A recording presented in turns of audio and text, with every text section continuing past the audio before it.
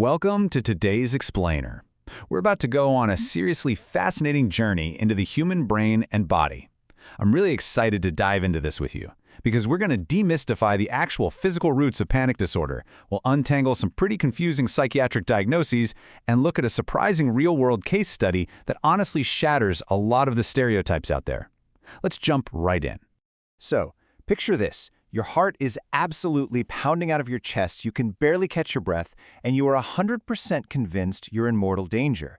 An ambulance is called, you're rushed to the ER, but when the doctors run their tests, they just look at you and say, well, everything is perfectly normal.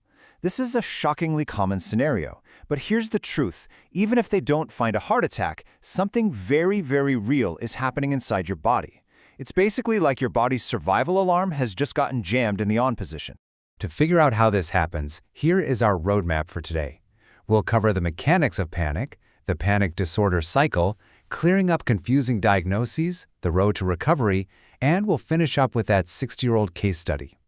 All right, Section 1, the mechanics of panic, or what happens when that alarm system breaks.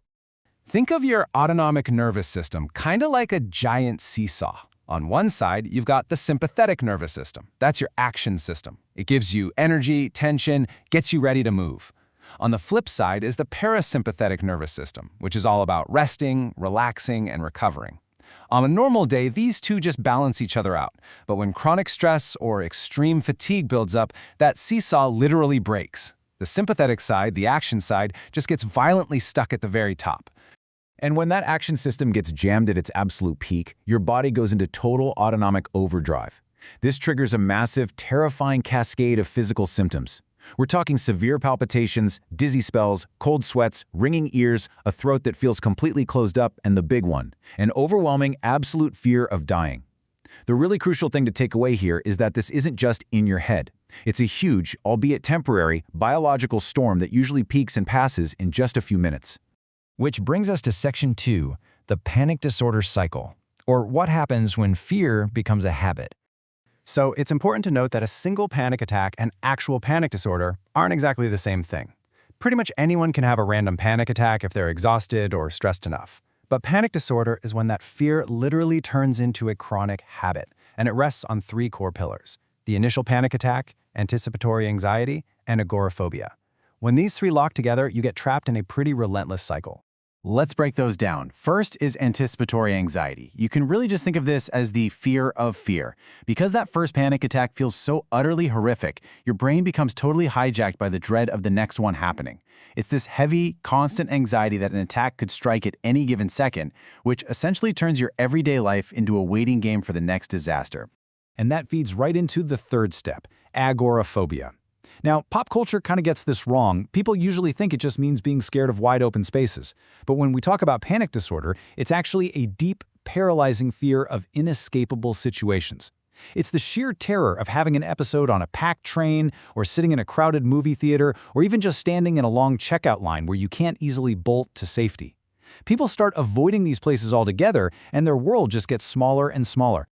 If you've ever tried to navigate mental health diagnoses and felt totally lost, you are definitely not alone. Section 3, confusing psychiatric diagnoses explained and navigating those blurry lines in mental health. To clear things up, doctors really have to look at what's driving the symptoms. Depression, for example, is generally brain-based. You're looking at recurring episodes of deeply low mood and just a total stalling out of mental energy. Adjustment disorder, on the other hand, is heavily stress-based.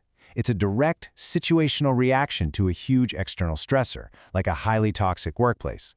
But panic disorder, like we just talked about, that is rooted squarely in the autonomic nervous system.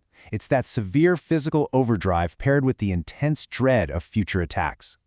But here's where it gets tricky. Real life is messy, and these illnesses overlap all the time. Imagine someone working, say, 100 hours of overtime a month. That extreme stress causes an adjustment disorder, which drags them into a depressive state, which then exhausts their body so much that it triggers panic disorder. Because of this massive overlap, good psychiatrists won't just stamp you with one rigid label. They actually rely on your specific historical timeline and your unique story to figure out the best treatment plan. And finding that right plan takes patience. Section 4, the long road to recovery and managing those expectations. Medically speaking, doctors usually combine two contrasting approaches. First, you have SSRIs, which are a type of antidepressant. These are your long-term foundation. They don't work overnight, but over time, they slowly dial down the patient's underlying anxiety constitution. Then, on the other side, you have anti-anxiety medications. These are for short-term acute relief. They give a quick physical push to the relaxing side of your nervous system during an attack. But, and this is a big but, because panic disorder is a marathon, relying just on those quick fix meds carries huge dependency risks. They're really best used as an emergency safety net. Of course, pills alone aren't going to fix everything. Mindset is absolutely critical, which is where cognitive behavioral therapy, or CBT, steps in. CBT helps you practice objective observation, basically stepping back during an attack and reminding yourself, okay, I'm not dying, this is just a panic attack.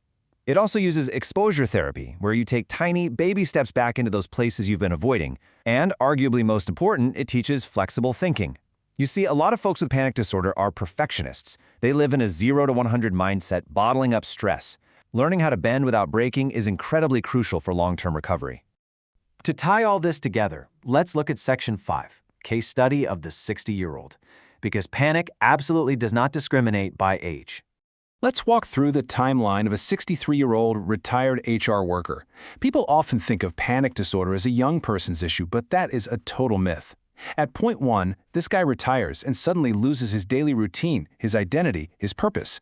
Fast forward to point 2, a few months later, and that lack of structure turns into severe insomnia, and a ton of physical fatigue builds up. Then, point 3, the seesaw snaps. He gets hit with his very first terrifying hyperventilation attack. At point 4, he totally misunderstands what's happening. He thinks it's a heart problem or maybe male menopause. He spends weeks going to regular doctors, buying health supplements, trying to fix a physical bug. It isn't until point 5, when nothing else works, that he finally visits a psychiatrist and gets the right diagnosis. Now, you might assume a patient like this needs years of really intense, deep-dive counseling. But honestly, finding a counselor who really understands the complex corporate background of a 60-something veteran can be incredibly tough. What psychiatrists often find instead is that combining baseline meds with a brand new, low-stress routine is the most practical way forward. For this specific guy, just picking up a light, low-stress job and going to some local community seminars gave him his structure back. It stabilized his nervous system and finally gave him the space to heal. The real takeaway from this man's story: mental illness does not care about your age, your career, or how tough you think you are. When the body's alarm system breaks, it breaks. Acknowledging that and actually reaching out for specialized medical help isn't a weakness at all. It's a massive sign of strength and self-awareness. So I want to leave you with this to think about. Look at your own daily life, your stress levels, and your own autonomic seesaw. Are you pushing the action side just a little too hard? What small, flexible changes can you make today to let go of that 0 to 100 perfectionism and bring your nervous system back to a healthy, sustainable balance? Thank you so much for hanging out with me for this explainer. Keep learning, stay curious, and take care of yourselves.